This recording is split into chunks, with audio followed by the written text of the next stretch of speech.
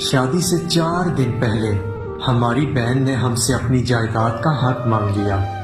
کہنے لگی جہیز رہنے دیں، مجھے میری حصے کی زمین الاٹ کر دیں۔ ہمارے ہاں اس سے پہلے کبھی ایسا نہیں ہوا تھا کہ کوئی عورت یا لڑکی اپنے باپ یا بھائیوں سے اپنی زبان میں اپنا حق مانگے۔ ہمارے بڑوں نے بہن کو بہت سمجھایا کہ ایسا نہیں کرتے، ہم گاؤں میں بے عزت ہو جائیں گے کہ ان کی بیٹی اپنا حصہ اپنی زبان سے مانگ رہی ہے۔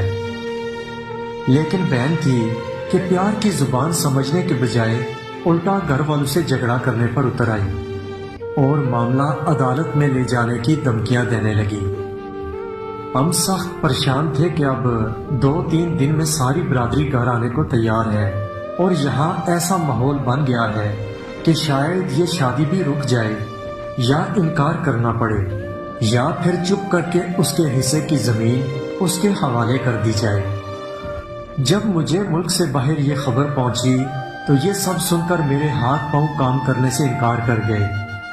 بھوک مٹ گئی۔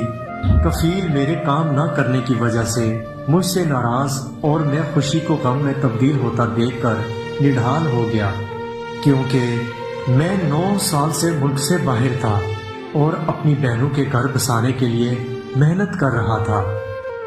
اکیلا بیٹھ کر سوچوں تو لگتا تھا کہ میری بہن اپنی جگہ ٹھیک ہے، کیونکہ شریعت اسے اپنا حق لینے کی اجازت دے رہی تھی، تو ہم کون ہوتے ہیں انکار کرنے والے؟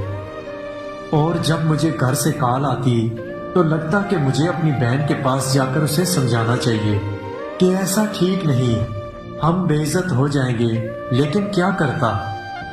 1 دن گزر چکا تھا اور 3 دن باقی تھے۔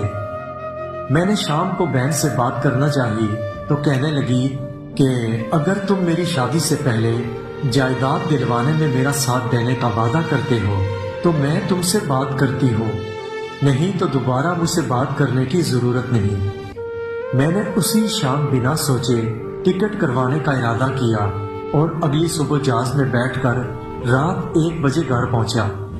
سب خوشی سے ملے اور بڑوں کے چہرے پر اداسی نے ڈیرے جما رکھے تھے۔ سب مجھے ضرور ملے، لیکن ایسے جیسے میں 9 سال بعد نہیں بلکہ ہر شام گھر آتا ہوں۔ اکیلی بیٹھی بہن کے پاس پہنچا تو میں نے محسوس کیا کہ وہ شدت سے میرا انتظار کر رہی تھی اور مجھے دیکھتے ہی مجھ سے لپٹ گئی اور ہم دونوں بے اختیار رونے لگے۔ میں حیران تھا کہ فون پر بات کرنے سے انکار کرنے والی مجھے اتنی شدت، محبت اور خلوص سے کیسے مل سکتی ہے۔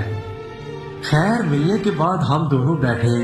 9 سال بعد ہماری شکلیں کافی تبدیل ہو چکی تھیں، لیکن دل وہی 9 سال پہلے والی جگہ پر اٹکے ہوئے تھے۔ باتیں شروع ہوئی تو کہنے لگی بس مجھے میری زمین مل گئی ہے، مجھے میرا حق بھی مل گیا ہے، مجھے میری خوشیاں بھی واپس مل گئیں، یعنی مجھے میرا بھائی مل گیا تو جیسے مجھے سارا جہان مل گیا۔ اور ہم دونوں کھلکھلا اٹھے۔ میں نے پوچھا پھر تم نے سارے خاندان کو کیوں پریشان کیا؟